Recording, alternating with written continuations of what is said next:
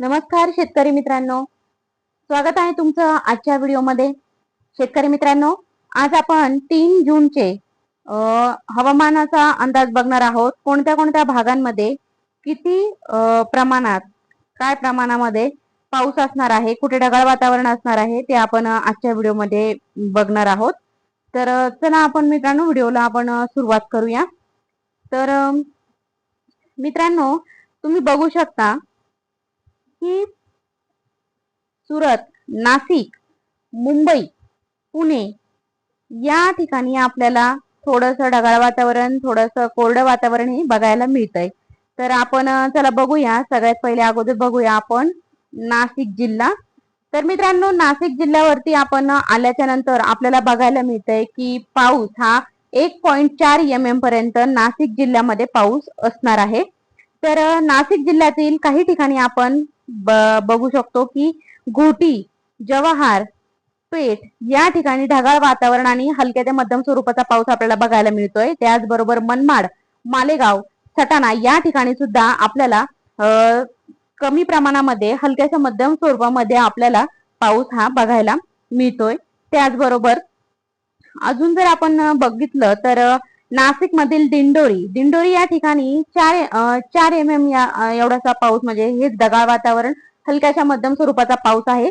तर पेठ, त्र्यंबक, घोटी, त्याचबरोबर सिन्नर मध्ये पूर्णपणे कोरडं वातावरण आपल्याला बघायला मिळतंय. त्याचबरोबर निफाड मध्ये तुरळक असं ढगाळ वातावरण राहील, पण पाऊस मात्र हा काय आपल्याला दिसत नाहीये. त्याचबरोबर येवला, मनमाड, चांदवड, सटाणा, नामपूर मध्ये आपल्याला कोरडं वातावरण हे बघायला मिळतंय. तसेच सापुतारा या ठिकाणी सुद्धा आपण बघितलंय तर 30°C आपल्याला हे दाखवतंय. तर तिथे सुद्धा जर असं ढगाळ वातावरण हे आपल्याला बघायला मिळतंय.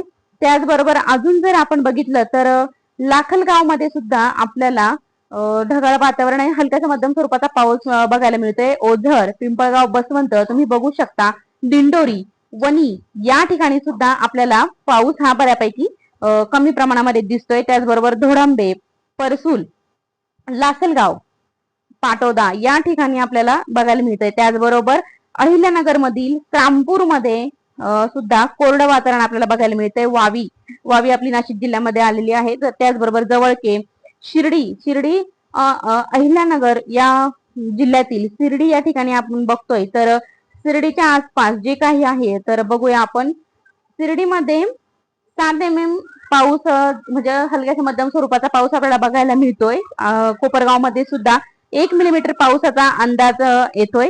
त्याचबरोबर बोदडे या ठिकाणी सुद्धा 8 mm चा, खैरी, श्रामपूर या ठिकाणी सुद्धा आपण बघू शकतो की 9 mm पर्यंत पाऊस हा आपल्याला आज बघायला मिळतोय. त्याचबरोबर देवळाली, प्रवरा, राहुरी या ठिकाणी सुद्धा पाऊस पडू शकतो. 1.2 mm पावसाची शक्यता आपल्याला आजच्या व्हिडिओमध्ये बघायला मिळते. त्याचबरोबर वांबोरी या ठिकाणी सुद्धा पाऊस पडण्याची शक्यता आहे, पाऊस दाखवला जातोय. धनगरवाडी, अहिल्यानगर मध्ये सुद्धा 1.4 mm पाऊस पडला जातोय. त्याचबरोबर टाकळी, भान या ठिकाणी सुद्धा आपण बघू शकतो की पाऊस बघतोय. प्रवरा संगम हे मात्र आपल्याला कोरडं दिसतंय, कारण की प्रवरा संगम, गंगापूर, पुरी, तर या ठिकाणी देवळी, देवगाव या ठिकाणी पूर्ण कोरडं वातावरण आहे. शिवपूर या ठिकाणी सुद्धा पूर्णपणे आपल्याला कोरडं वातावरण हे बघायला मिळतंय. तर मित्रांनो, बुधवारी 6 वाजेच्या नंतर आपल्याला हे वातावरण बघायला मिळतंय. लोणी या ठिकाणी सुद्धा 1.1 mm पर्यंत पाऊस होण्याची शक्यता आहे. अश्वी या ठिकाणी सुद्धा तुम्ही बघू शकता की बऱ्यापैकी आपल्याला अहिल्यानगर या जिल्ह्यातील बरेचसे गावं आपल्याला बघायला मिळाली की तिथे पाऊस आहे. अहिल्यानगर मध्ये बऱ्यापैकी पाऊस हा पडू शकतो. त्याचबरोबर नांदगाव, मालेगाव, लखमापूर, नामपूर, सटाणा या ठिकाणी तुम्ही आपण बघू शकतो की इथे पाऊस हा बऱ्यापैकी आपल्याला दिसतोय. तसेच आपण अजून बघणार आहोत तर छत्रपती संभाजीनगर मध्ये 0 mm, म्हणजे छत्रपती संभाजीनगर हा जिल्हा पूर्णपणे आपल्याला कोरडा बघायला मिळतोय. त्याचबरोबर अहिल्यानगर मधील आपण बरेचशी गावं बघितलं, शिर्डी बघितली आणि नाशिक मधील सुद्धा वातावरण बघितलं. नाशिक मधील संगमनेर यामध्ये सुद्धा 1 mm पाऊस होऊ शकतो. अकोला या ठिकाणी 1.3 अशा प्रकारे आपल्याला पावसाचं वातावरण हे बघायला मिळतंय.